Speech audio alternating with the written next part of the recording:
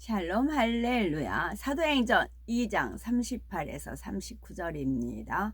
베드로가 이르되 너희가 회개하여 각각 예수 그리스도의 이름으로 세례를 받고 죄 사함을 받으라. 그리하면 성령의 선물을 받으리니 이 약속은 너희와 너희 자녀와 모든 먼데 사람 곧 우리 하나님이 얼마든지 부르시는 자들에게 하신 것이라 하고. 아멘. 요한일서 2장 12절. 자녀들아, 내가 너희에게 쓰는 것은 너희 죄가 그의 이름으로 말미암아 사함을 받았음이요. 아멘. 요한복음 1장 12절. 영접하는 자 곧 그 이름을 믿는 자들에게는 하나님의 자녀가 되는 권세를 주셨으니. 아멘. 제목은 구원받기 위한 믿음의 1단계입니다. 우리가 잘 모르는 길을 여행하면서 이정표를 만나면 안심이 되고 반갑습니다. 현재의 위치를 확인하고 목적지까지 얼마나 남았는지도 알아서 쉽게 목적지에 도착할 수 있기 때문이지요. 믿음으로 천국 가는 길에도 이정표와 같이 신앙생활의 현주소를 알려주며 새 예루살렘에 들어갈 수 있도록 인도하는 사람이 있다면 얼마나 축복된 사람입니까? 믿음의 분량을 5단계로 나누어서 말씀드립니다. 구구단에도 2단부터 9단까지 구분이 되어 있어서 외울 때도 이게 3단, 이제 3단 외워서 그 다음에 4단 하듯이 믿음의 분량도 알기 쉽게 구분했다는 것입니다. 예수 그리스도를 영접하기 전에는 무엇이 죄인 줄도 모른 채 살아갑니다. 요한일서 3장 8절에 죄를 짓는 자는 마귀에게 속하나니 마귀는 처음부터 범죄함이라 한 대로 첫사람 아담이 범죄함으로 모든 사람이 마귀의 자녀가 되었지요.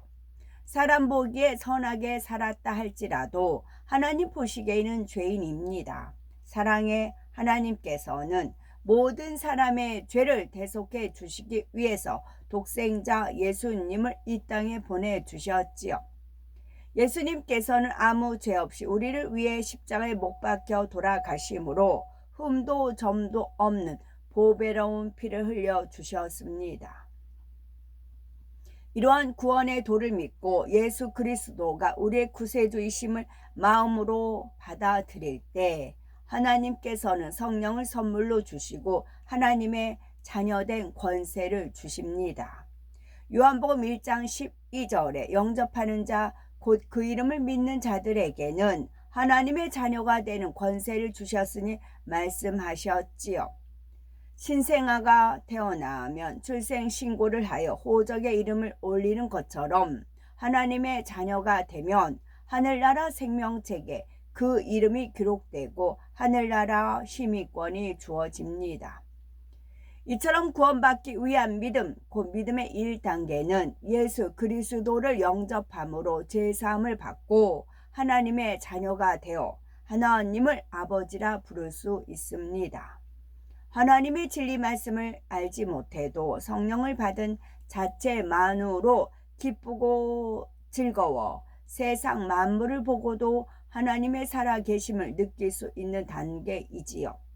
그러나 이러한 믿음은 앞서 배운 자녀들의 믿음에 속하며 또한 풀의 믿음으로서 시험이 오면 풀에 활활 타버릴 수밖에 없습니다. 사도행전 19장 1, 2절을 보니 이방인의 사도로서 복음 전파에 힘썼던 바울이 에베소 지방에서 어떤 제자들을 만나 너희가 믿을 때에 성령을 받았느냐라고 묻습니다. 그러자 아니라 우리는 성령이 있음도 듣지 못하였노라 대답하지요. 이들은 세례 요한이 베푸는 물 세례는 받았지만 예수 그리스도를 마음에 믿어 성령을 선물로 받지는 못한 것입니다. 하나님께서는 말세에 하나님의 영으로 모든 육체에게 부어준다고 약속하셨지요. 오늘날 그대로 성취되었고 하나님의 영 곧 성령을 받은 사람들이 모여서 교회를 이루었습니다. 하지만 지금도 에베소 제자들처럼 하나님을 믿는다고 하면서도 성령이 무엇이며 성령 세례가 무엇인지 알지도 못하는 사람들이 얼마나 많습니까? 성령은 예수 그리스도를 영접하여 하나님의 자녀된 권세를 얻은 자에게 보증으로 주시는 하나님의 선물입니다. 사도행전 2장 38, 39절에는 성령 받는 방법이 구체적으로 설명되어 있지요. 누구든지 자신이 죄인임을 고백하고 겸손한 마음으로 회개하며 예수가 구세주이심을 믿으면 죄 사함을 얻어 성령을 선물로 받게 됩니다. 예를 들어서 사도 베드로가 이방인 고넬료의 집에 가서 예수 그리스도를 전하니 고넬료를 비롯하여 하나님의 말씀 듣기를 사모하던 모든 사람에게 성령이 임했고 방언으로 말했지요. 믿음의 1단계는 성령 받기 위한 믿음으로서 예수 그리스도를 믿음으로 성령을 선물로 받았지만 죄를 싸워 버린 것도 아니고 주어진 사명을 감당한 것도 아니며 하나님의 영광을 드러낸 것도 아니므로 부끄러운 구원을 받습니다. 예수님께서 십자가 처형을 당하실 때 예수님을 구세주로 영접한 한편 강도의 믿음이 여기에 해당이 되지요. 예수님께서 십자가에 못 박히셨을 때 두 사람의 강도가 예수님의 좌우편에 못 박혔습니다. 이때 한편 강도는 예수님을 비방하였으나 다른 편 강도는 오히려 그를 꾸짖었을 뿐만 아니라 회개하고 예수님을 구세주로 영접합니다. 그러자 예수님께서는 회개한 강도에게 오늘 네가 나와 함께 낙원에 있으리라 말씀하시며 그가 구원받았음을 알려주시지요.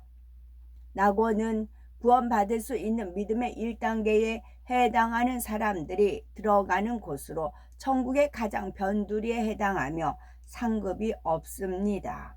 한편 강도는 선한 양심을 쫓아 자신이 죄인임을 고백하고 예수 그리스도를 영접하여 죄사함을 받았을 뿐 이 땅에서 예수님을 위해 한 것이 아무것도 없기에 낙원에 들어갔지요.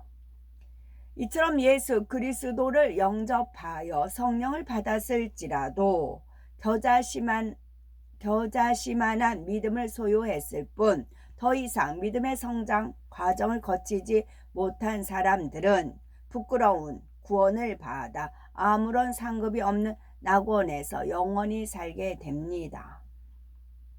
그렇다고 해서 갓 주님을 영접한 초신자들만 믿음의 1단계에 해당하는 것은 아닙니다.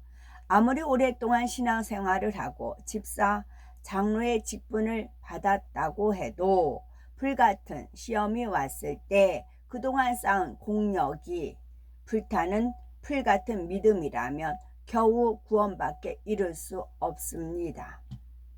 따라서 성령 받은 후에는 열심히 하나님의 말씀을 듣고 배우며 기도에 힘써야 합니다.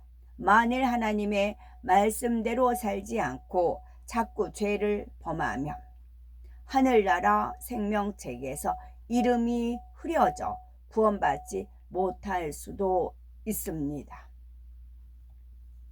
이미 소천한 성도 한 분의 경우를 통해 불같은 시험에도 흔들리지 않는 믿음을 소유하기 위해 도전해야 되겠습니다. 이분은 예전에 병들어 있을 때 기도받고 건강을 회복했습니다. 그의 아내도 죽을 고비에서 기도받고 살아났지요. 이후로 그는 열심히 신앙생활을 하여 일꾼으로서 성장에 나름대로 사명 감당하며 충성을 하였습니다. 그러나 막상 교회에 큰 시험이 왔을 때 오히려 사단에게 생각을 내주어 입술로 낸 말들이 하나님 앞에 담이 되어 지킴받지 못하고 큰 병에 걸리고 말았답니다. 그동안 충성하여 쌓아왔던 상급이 다 허물어지고 기도의 능력이 오지 않으니 점점 믿음이 퇴보하여 구원받기조차 힘든 상태에 이르렀지요. 그나마 예전에 열심히 섬겼고 행함이 있었기에 하나님께서 기억하신 바 되어 간신히 부끄러운 구원을 받았답니다. 이처럼 하나님 앞에 중요한 것은 신앙의 연륜이나 직분이 아니며 그 중심이 얼마나 합당하느냐에 있습니다. 성령을 받고 열심히 교회에 다닌다고 해도 말씀대로 행치 않고 하나님 앞에 자꾸 죄의 담을 쌓아간다면 점점 성령이 소멸하여 결국 겨자씨만한 믿음마저 없어지니 구원받을 수 없습니다. 하나님께서는 오직 나의 의인은 믿음으로 말미암아 살리라. 또한 뒤로 물러가면 내 마음이 저를 기뻐하지 아니하리라 말씀하셨습니다. 만일 믿음이 성장하다가 뒤로 물러난다면 얼마나 허무한 일입니까? 그러니 결코 시험에 들거나 신앙생활에 퇴보하는 일이 없도록 늘 깨어 있어야 되겠지요. 세월이 흘러도 자라지 않고 어린아이 상태 그대로 있다면 부모는 얼마나 근심하겠습니까? 마찬가지로 성령을 받아 겨자씨만한 믿음을 소유했다면 열심히 말씀을 듣고 보고 배우며 날로 믿음이 성장해야 되겠지요. 그러므로 예수 그리스도를 영접하여 성령을 선물로 받고 구원받는 것에 만족하는 것이 아니라 더욱 큰 믿음을 소유하기 위해 힘써야 되겠습니다. 새 예루살렘에 들어갈 수 있는 믿음을 소유하여 마음껏 하나님의 자녀된 권세와 축복을 누리시는 우리가 되어야 되겠지요. 아멘.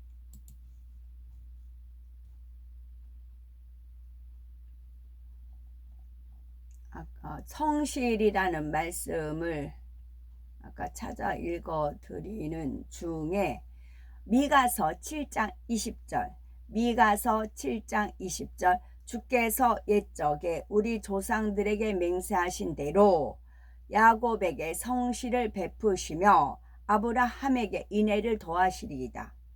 그러면 야곱에게 성실을 베푸시며 하나님이 누구를 차별해서 야곱에게만 성실을 베풀어서 그가 부가 일어났느냐 그렇게 생각하시면 안 돼요. 하나님 말씀에는 짝이 있습니다.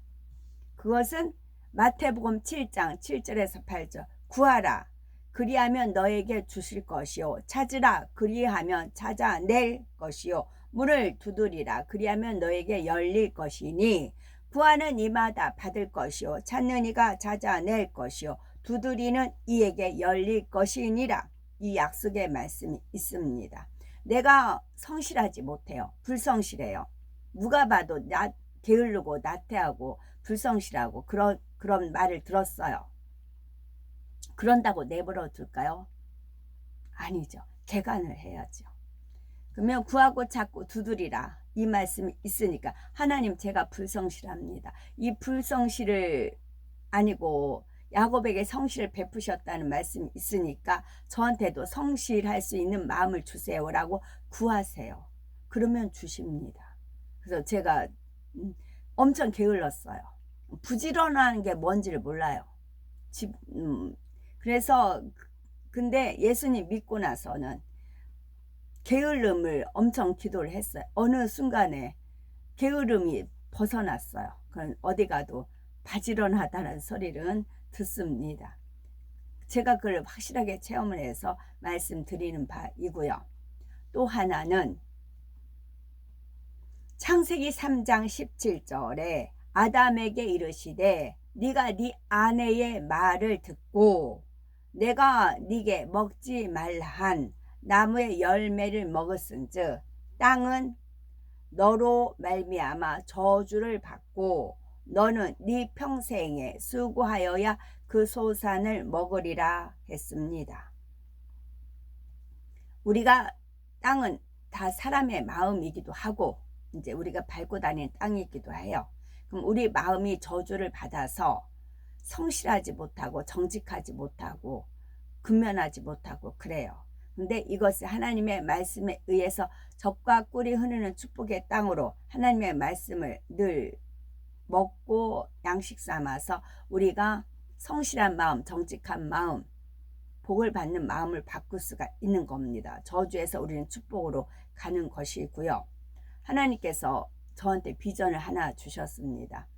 땅은 저주를 받았고 동물들도 저주를 받아서 그렇게 되어 있잖아요. 동물들은 사람을 두려워하게끔 되어 있고 그렇잖아요. 그러면 이 저주가 풀려요. 천년 왕국으로 들어가면 저주가 다 풀립니다. 그랬을 때 짐승들, 뱀도 그렇고 사자도 그렇고 코끼리, 이제 우리가 가까이 비둘기조차 그러잖아요. 뭐 가까이 있어서 예쁘다 싶으면 푸드득 날아가잖아요. 그럼 천년 왕국은 안 그래요. 이제 저주가 풀렸기 때문에 에덴 동산과 같이 얼마든지 사자 있어도 어머 사자 너 코털이 이렇게 생겼어? 어머 이렇게 쓰다듬듯이 애완견들 막 이렇게 쓰다듬고 품에 안고 뭐 그러잖아요. 그와 같은 일이 일어납니다. 애완견만이 아니라 고양이들은 들고양이들은 밥은 먹어도 이렇게 도망가잖아요. 그런데 안 그래요. 정을 안 주잖아요. 근데 안 그래요. 천년왕국에 가면 사슴이든 토끼든 뭔 동물이든 얼마든지 같이 어울려서 살 수 있는 세상이 오는 것입니다. 내가 성실하지 못한 것은 저주받아서 그런 거예요. 그것을 바꿔치기 하면 돼요. 그것은 하나님 말씀. 구하고 찾고 두드리면 됩니다. 구하지 않기 때문에 얻지 못하는 겁니다. 그래서 우리는 얼마든지 성실할 수가 있는 것입니다. 아멘.